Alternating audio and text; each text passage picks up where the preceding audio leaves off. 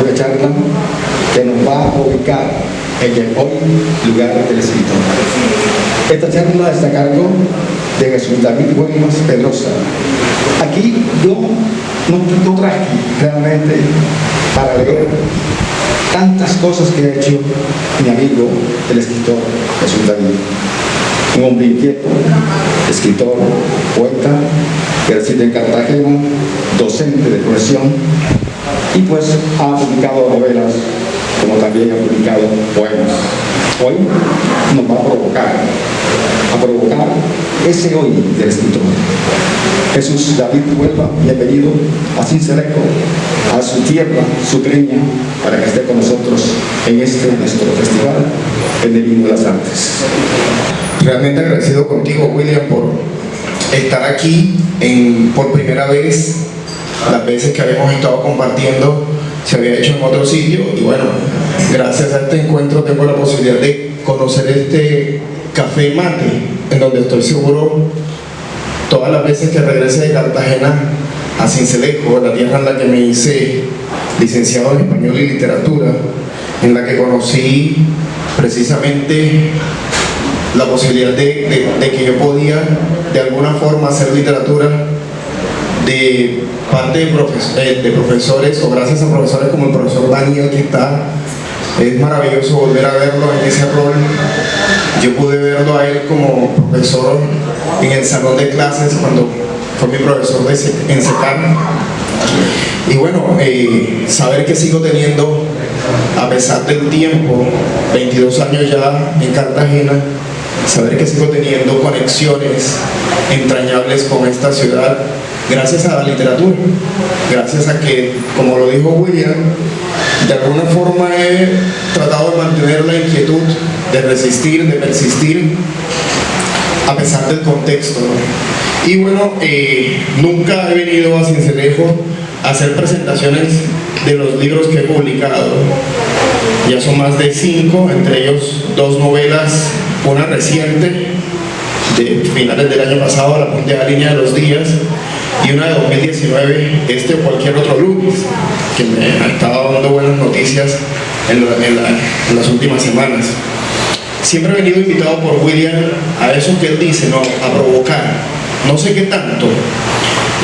Han sido 3 años seguidos, luego el paro del COVID, y ahora otra vez estoy aquí en enero intentando esa provocación. Como él lo decía, hay una charla que le dije, llamémosla así, porque en últimas lo que me interesa es que haya una conversación a partir de un texto que está acá, que no pienso leer todo ni presentar todo, sino por fragmentos y comentarlo. Entonces, a partir de eso, pues hacer esa charla en la que 20 minutos después, 20-25 minutos después, ustedes puedan hacer preguntas, aportes, consideraciones, y por qué no, incluso también contradecir, porque de eso se vale el diálogo, ¿no? De la contradicción, de la contraargumentación, de la complementación y de la pregunta. Entonces, en ese sentido quiero comentarles que, por respeto a ustedes, cuando William me planteó la posibilidad de venir acá, le dije, bueno, que sea una charla sobre lo que a muchos de los escritores hoy día nos interesa, ¿no? Saber cuál es, o al menos preguntarnos y aproximar, si es que hay alguna respuesta, aproximar una respuesta a ese papel que jugamos los escritores en una sociedad como la que nos ha tocado vivir. Y quiero entonces hacer alusión a ese texto, como les decía, por respeto a ustedes, para que haya una exposición organizada, y luego pues pasamos a esa charla. Bien, el título del texto y de la charla es El hoy lugar del escritor.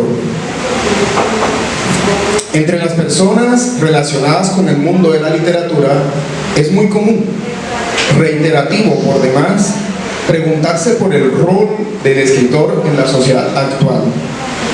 A lo largo de un año son varios los artículos, columnas y ensayos que algunos escritores publican, tal vez para satisfacer la necesidad de responderse a sí mismos esa pregunta y de paso, con ello, intentar una posible respuesta para un público compuesto por otros escritores, por lectores e incluso por críticos aguijoneados por un cuestionamiento que en todos los momentos de la historia literaria y en todos los contextos de la misma nunca ha dejado de inquietar.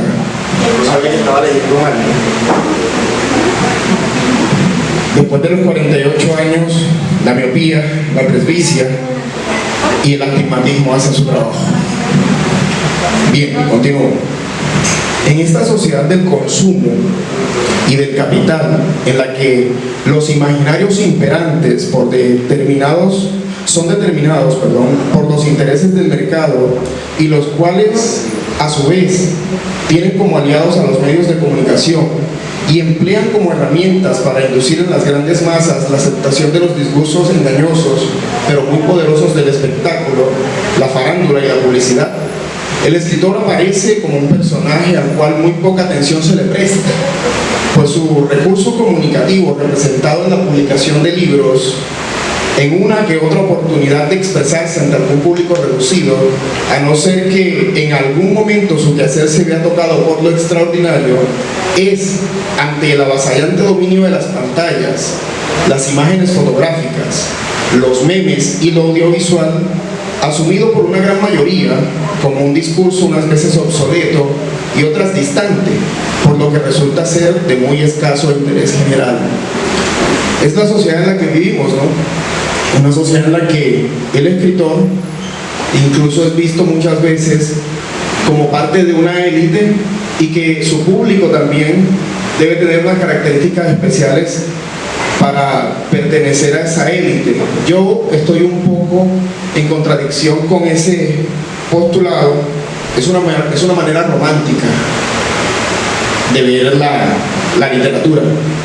No sé de dónde habrá nacido, pero a veces me digo que es un poco el romanticismo en el cual nos escudamos al no ser o al no tener un público tan amplio como el reggaetón o el del fútbol y otros espectáculos. Y bueno, acudimos a esos romanticismos porque son una forma de salvarnos, de decirnos que debemos mantener cierta fuerza frente al avasallante medio en el cual estamos.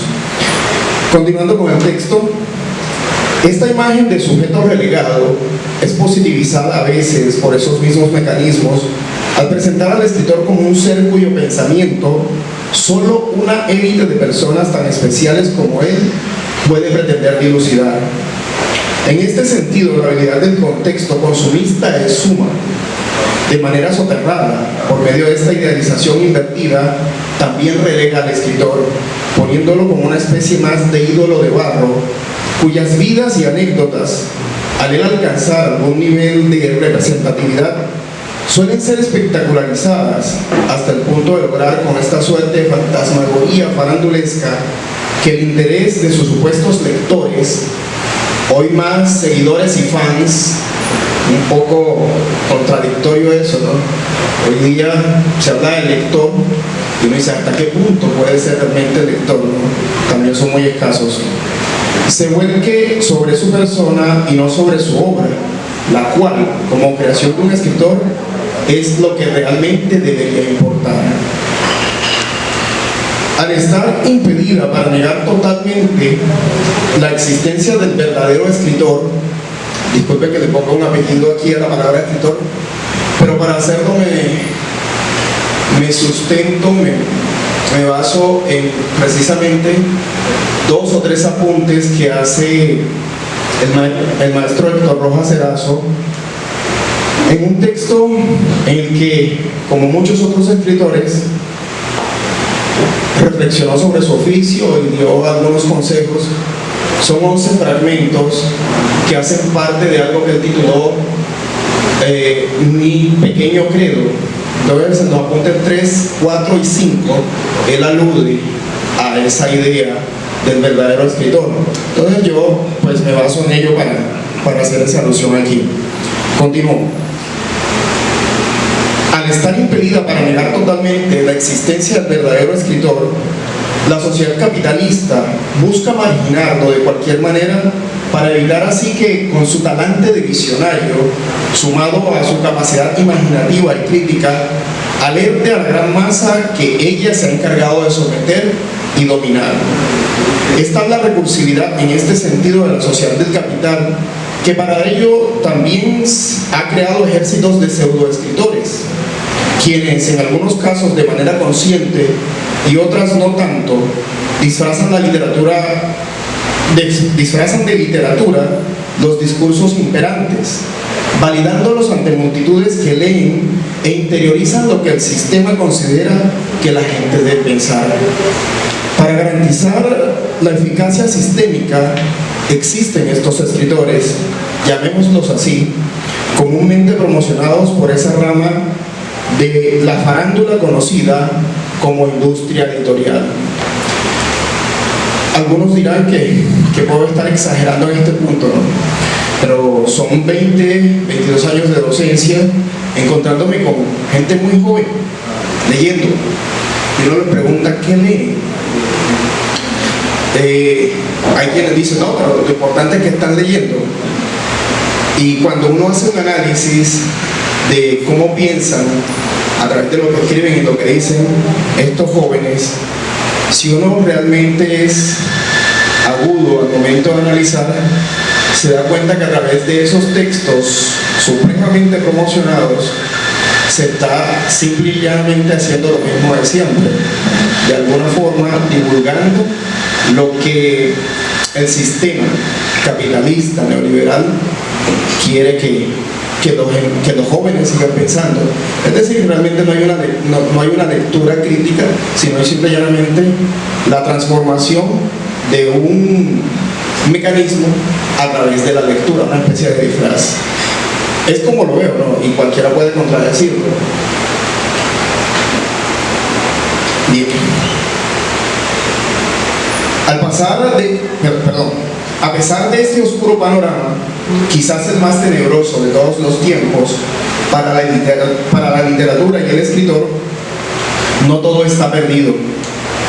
Se suele creer, con motivos bien fundados, que los tiempos de crisis son el caldo de cultivo propicio para el resurgimiento de la imaginación y sus gestores.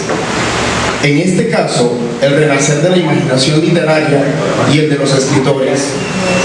Es en tiempos de crisis de todo tipo, incluyendo la crisis intelectual, que la imaginación del escritor, esa loca de la casa, al decir de Pérez Galdós, saca a relucir con más fuerza sus armas discursivas, manifestándose por medio del lenguaje, asumiendo las diversas formas del mismo, para oponerse a cualquier tiranía sistémica, haciéndole saber que por más recursos tendenciosos que utilice, no le será posible anular en el ser humano su libertad para pensar, para recrear situaciones que le permitan cuestionarse frente a su contexto, para, por medio del discurso narrativo, en cualquiera de sus formas cultivadas desde la épica, pasando por el cuento o la novela, o por medio de la imagen poética o de la digresión ensayística, mantener viva la tan valiosa habilidad para crear mundos posibles, para simbolizar desde su subjetividad, o para resignificar los hechos y contenidos de la realidad,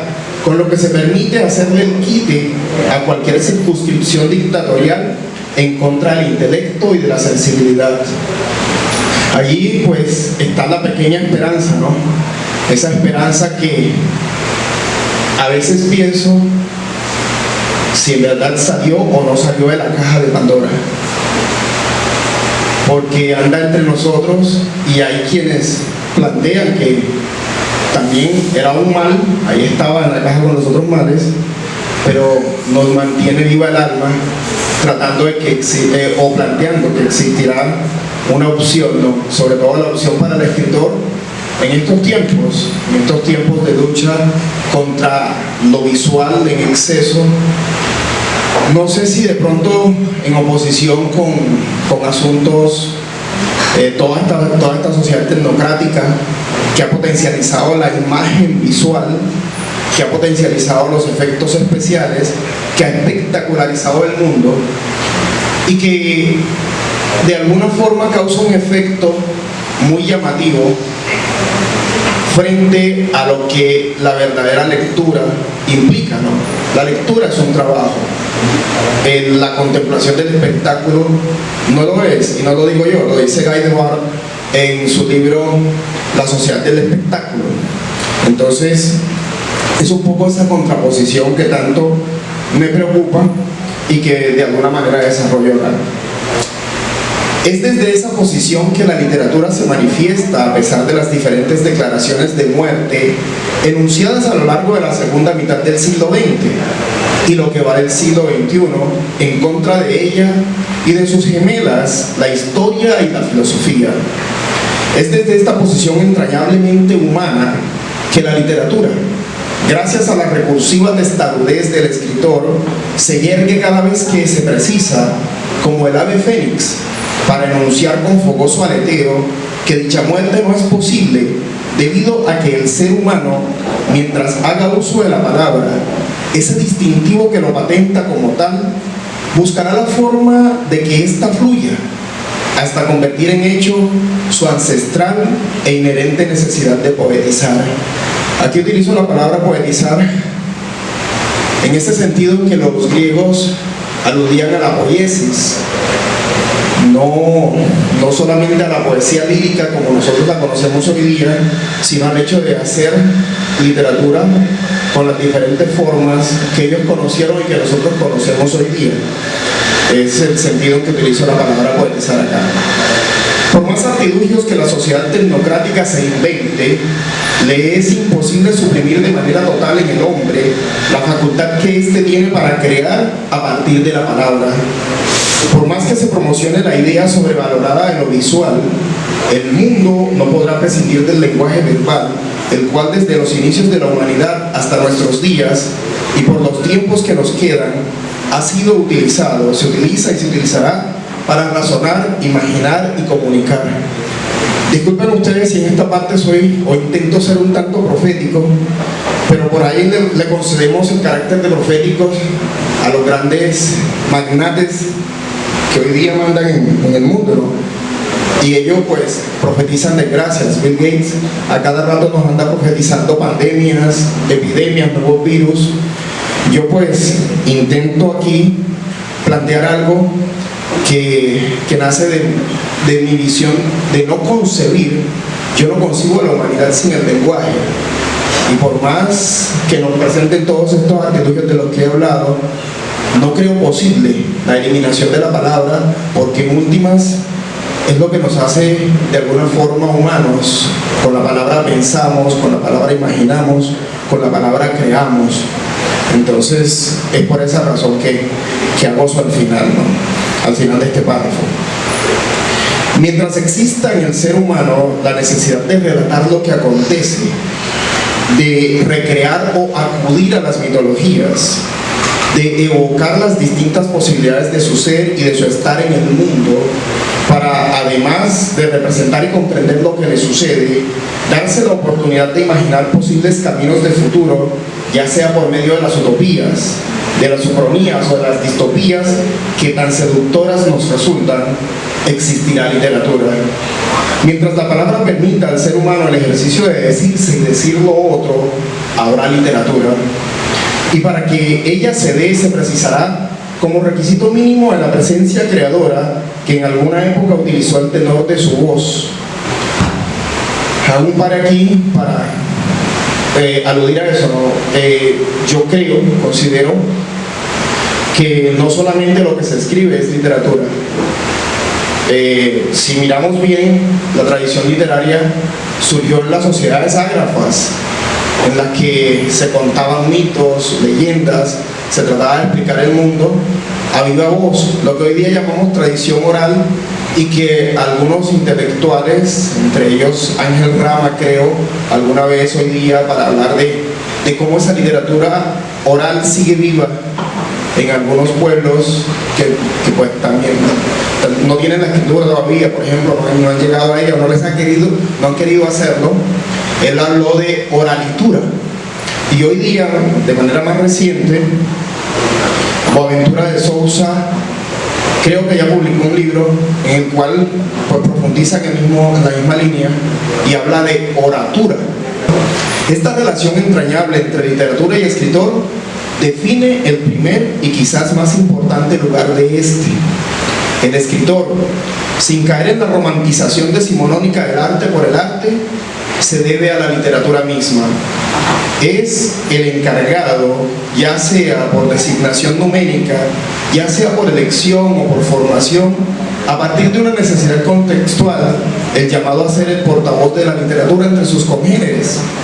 Tal vez de allí provenga esa mirada de ser especial que sobre él es derramada en todas las sociedades de todos los tiempos, ya sea para admirarlo sinceramente o ya sea para marginarlo, tal como lo hace la sociedad actual. Nadie más, así sean tumultuosos los ejércitos de usurpadores, está llamado a ocupar ese lugar de hacedor que con la palabra sabe y se atreve a crear. Sin embargo, este don creativo no le confiere al escritor la unicidad de una deidad. Por más genial que resulte la obra producto de su talento, él es un ser humano que como tal participa de las dimensiones de las cuales por imperativo de nuestra condición biológica y de nuestra condición social participamos todos los demás. He aquí la razón de ser del rol del escritor, ya no como hacedor, sino como mediador entre la literatura y el contexto en el cual ambos se ubican. Un lugar que por sus exigencias de conjunto y cooperatividad lo combina a participar de una dimensión social que a veces le resulta problemática, por lo que para crear se distancia de ella. Una actitud supremamente paradójica a su vez. El resultado de su acto creativo en solitario casi siempre está destinado a un público que por la mediación de la lectura, para que suceda el hecho estético, irrumpe en esa especie de solipsismo en que se aísla este creador al momento de literaturizar.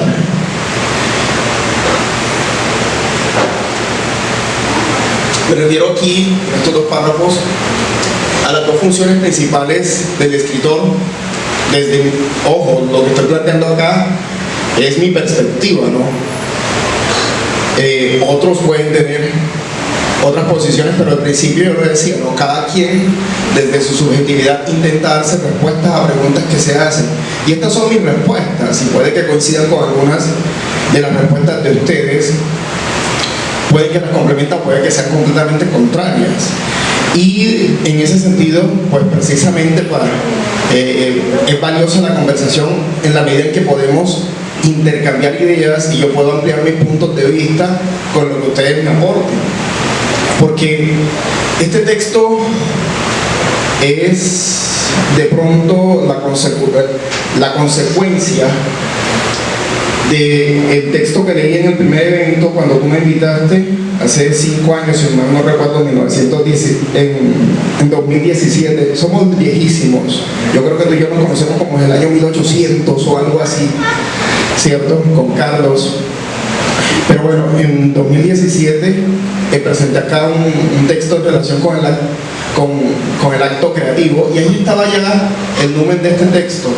Y hoy día pues ya se acerca, todavía no lo es, se acerca al ensayo que completará la parte del capítulo de literatura, un capítulo que lo voy a dedicar con varios ensayos de literatura, a un libro de ensayos que vengo escribiendo hace 2 años. Entonces digamos que este texto está allí y es un poco eso, ¿no? Unas precisiones que yo desde mi subjetividad hago, pero que esta tarde pueden ser ampliadas y complementadas con los puntos de vista que ustedes planteen. Miren, el texto sigue discurriendo, complementando con razones, ejemplos, los 2 puntos que he planteado, pero termina cayendo en un punto que tiene que ver con la razón de ser o el papel del escritor como sujeto político. como sujeto de compromiso, un compromiso en dos direcciones. El primer compromiso, como de pronto lo habrán intuido acá, con la literatura, tal cual como lo plantea Cortázar, que es el principal compromiso que se debe tener, ¿no? Pero a la par de eso, el escritor es un ciudadano que no se puede de alguna manera escapar al hecho de vivir en un presente continuo que está entre un pasado y un futuro que lo condena a estar en un contexto, ¿cierto? Y por más que nos apartemos para escribir, siempre vamos a necesitar de los otros. Hay un ser social en nosotros, por más huraños y misántropos que seamos. Sí, desde esa posición se pueden tomar diferentes perspectivas o plantearse diferentes derroteros en relación con la sociedad y con lo político como tal, ¿no? Y desde allí, pues hay un compromiso, así el escritor no tenga ni manifieste posiciones políticas. Y eso no me lo invento yo. Para decir eso, aquí tengo nada menos una cita de Carlos Fuente, cuando hace ya varios años, la memoria ya me está fallando, dio una charla en la que daba 10 consejos a los jóvenes escritores. En YouTube la pueden encontrar, es bellísima. Y además de que este hombre era todo un orador, quizás uno de los intelectuales más formados de todo el boom, junto con Cortázar. Y entonces él decía esto en esa charla: desde el libre compromiso, abro comillas, estas son palabras de Fuente, desde el libre compromiso ciudadano, el escritor cumple con una función social siempre, manteniendo vivas en la escritura la imaginación y el lenguaje. Una función social siempre, haciendo lo que él sabe hacer: escribir para mantener vivas la imaginación y el lenguaje. Con ello, aunque no tenga posiciones políticas, le plazca o no, contribuye a la vida de la ciudad, de las cívitas, sí, con el vuelo de la imaginación y la raíz del lenguaje. No hay sociedad libre sin ellas, y no es fortuito que los regímenes totalitarios traten de silenciar en primer término a los escritores. Cierro comillas, y pues ahí se abre una reflexión, ¿no? ¿Será que Fuente tiene razón y uno se permite de pronto a los países donde han habido tiranías, por ejemplo, donde se han dado guerras civiles, y uno sabe la persecución que sufrieron los escritores de la generación del 27 en España, por ejemplo, y otros casos acá en América Latina? O no sé si de pronto les dejo la reflexión a ustedes de qué está pasando en Colombia, en nuestro contexto y en nuestro momento. ¿Por qué será que esta mañana lo hablaba con un chico que me encontré en el bus? ¿Por qué será que hay todo un mecanismo para evitar que los jóvenes de los colegios y las universidades lleguen realmente a la lectura? No es porque a ellos no les guste leer. ¿Y por qué será peor aún que esos jóvenes, o que se hace para que esos jóvenes no se interesen por lo que están escribiendo los escritores de su momento, de su contexto, la localía que llamamos, ¿no? ¿Será que hay ahí una intención y una manipulación política? Dejo yo la pregunta abierta, no tengo el interés de dar respuestas. Y bueno, eso era lo que decía el señor Fuente. Voy cerrando. Sin importar la forma en que el escritor sea asumido, su presencia en la sociedad actual, a pesar de la intención de anulación sistémica, sigue representando el fortín desde el cual la humanidad resiste ante una sociedad que, con sus mecanismos disfrazados de altruismo, con su demagogia vestida de bondad y con sus engañosos cantos publicitarios, pretende manipular y despersonalizar.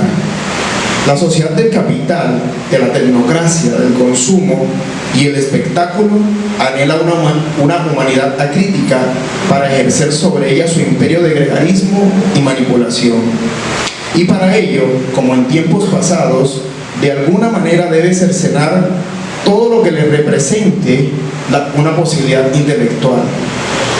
La literatura, junto a otras formas del arte que aún no se han corrompido, junto a sus hermanas gemelas, y otras especialidades de las humanidades, junto al discurso científico, cuando éste, en lugar de sentar palabra a partir del peligroso cientificismo, se apoya en una ética a favor de lo humano, sigue siendo ese bastión del pensamiento que tanto se necesite para que no nos sea esquilmada esa sensibilidad particular que motiva al escritor, para que a partir de su ejercicio como alfil de la imaginación y oficiante de la palabra, nos permita el encuentro con el libro, para descifrar los símbolos e imágenes de un poema, para perdernos entre los meandros de un relato, o para dilucidar las posturas críticas presentes en un ensayo, dándonos cuenta con el ejercicio de la lectura que solo seguiremos siendo humanos en la medida en que continúe viva en nosotros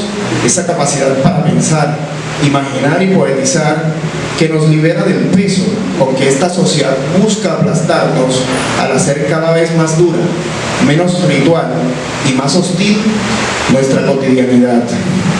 Bueno, hasta allí dejo yo mi palabrería de escritor, que a veces no se considera escritor tampoco, y les doy la palabra a ustedes para que, no sé si con la moderación de William, escuchamos algunos aportes, algunas contradicciones también y algunas preguntas.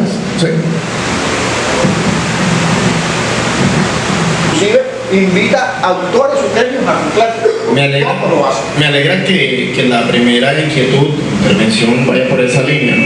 Es ubicar o darle el lugar al escritor en el espacio en donde realmente debería estar, que es en el espacio de la educación.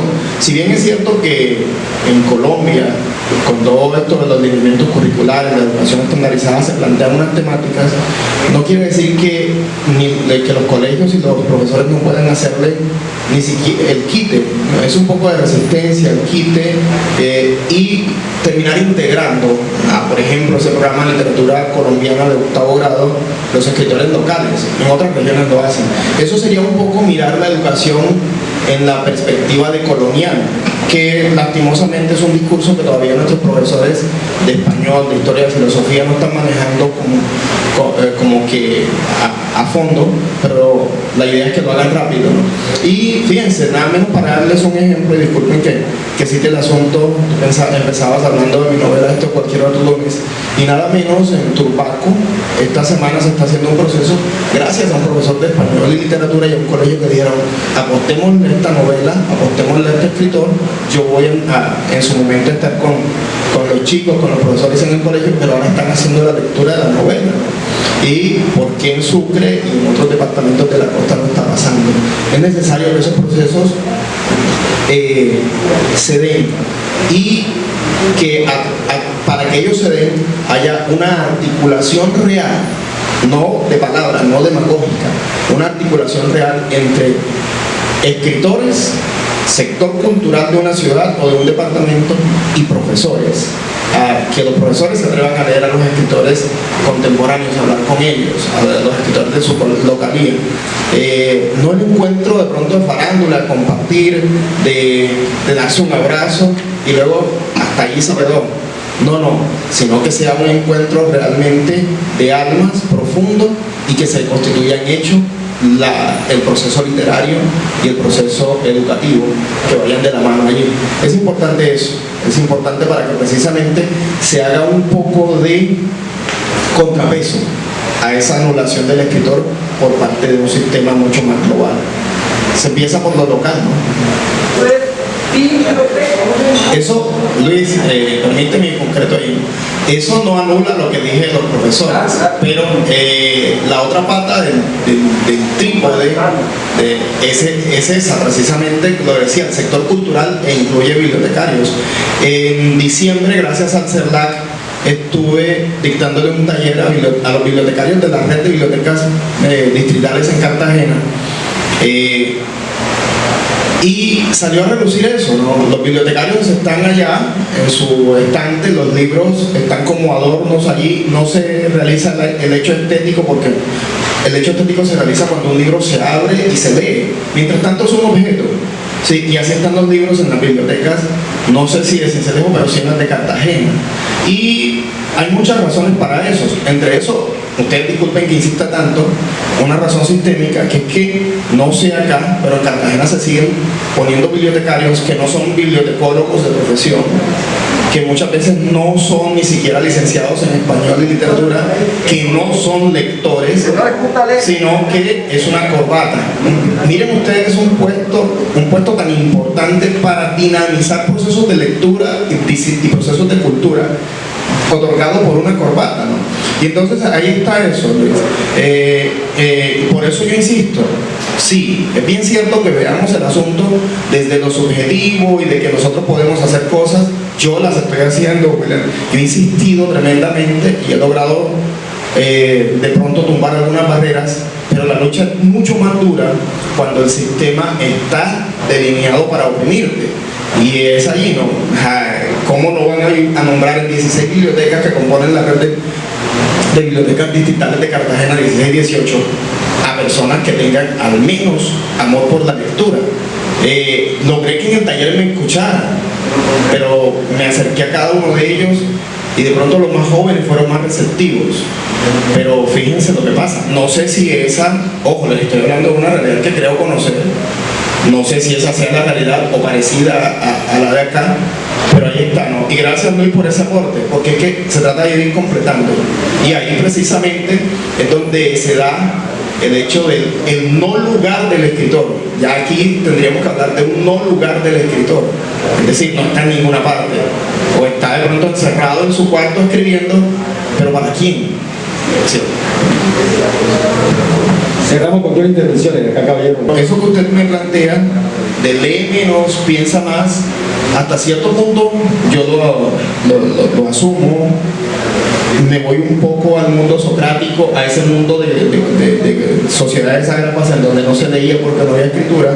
Había de pronto una conversación bastante atenta. Hoy día conversar y pensar se han ido debilitando a partir de ciertos postulados de la posmodernidad, del pensamiento débil. Ayer nada menos leía una columna en la que se hablaba de que en los 40 últimos años el pensamiento racional se ha dejado o se ha ido cada vez minimizando más en nuestra conversación. Entonces estaba eso, ¿no? Pero como lector, como formador de lectores en la sociedad contemporánea, yo no me atrevería a aconsejarle, sobre todo a quien quiere ser escritor, que lea menos. Para mí, un escritor que no lee, pues está bajo sospecha.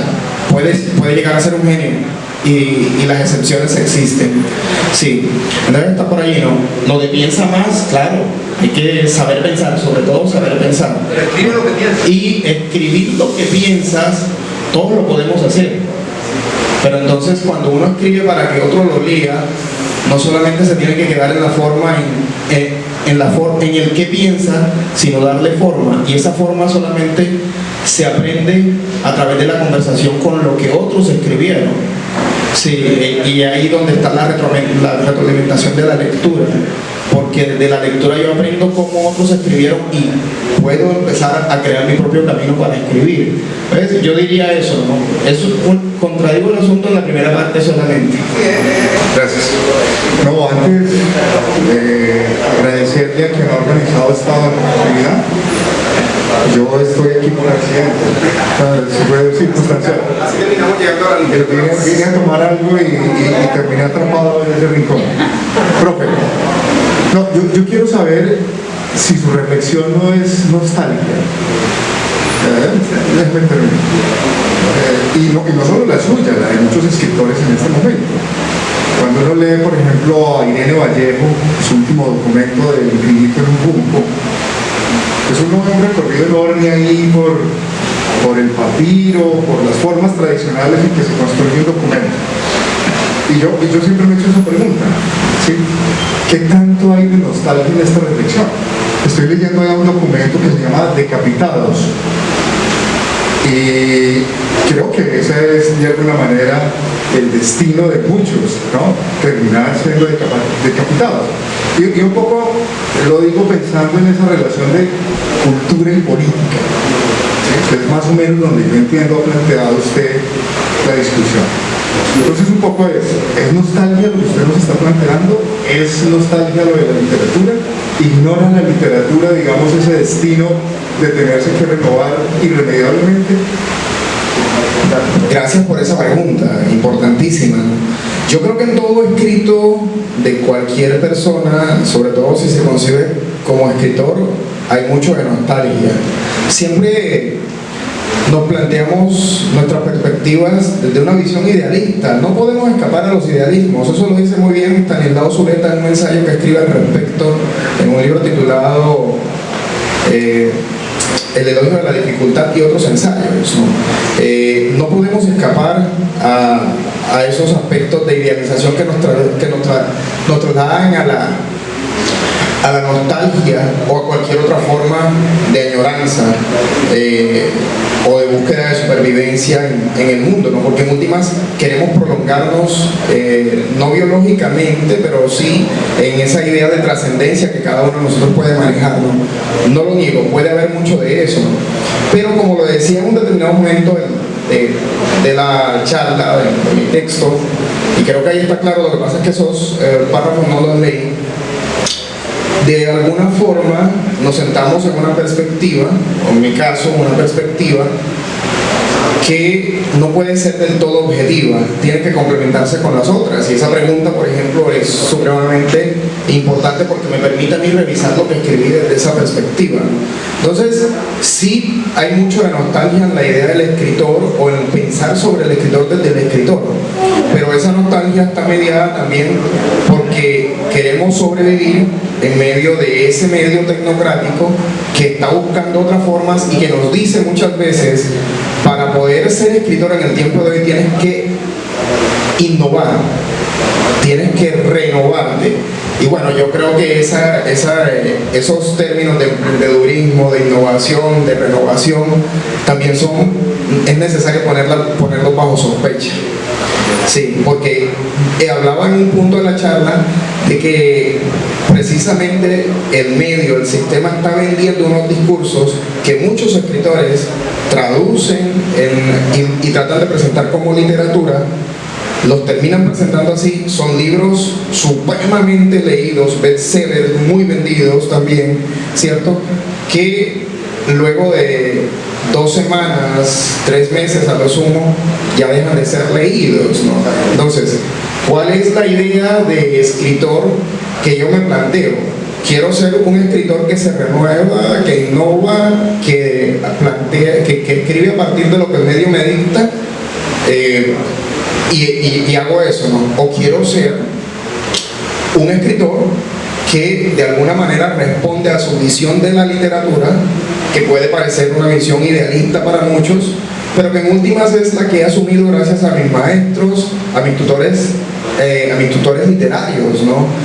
Tratar de hacer literatura desde el compromiso con la literatura y hacerla lo mejor posible con honestidad, para que cuando el lector llegue sienta que ahí hay algo estético, algo bello, y no un discurso del sistema que está tratando de hacer, de manipularlo, ¿no? De hacer algo con él. Creo que respondo a la pregunta. Vale. Bueno, gracias a David. Realmente este fue el más simple de votación.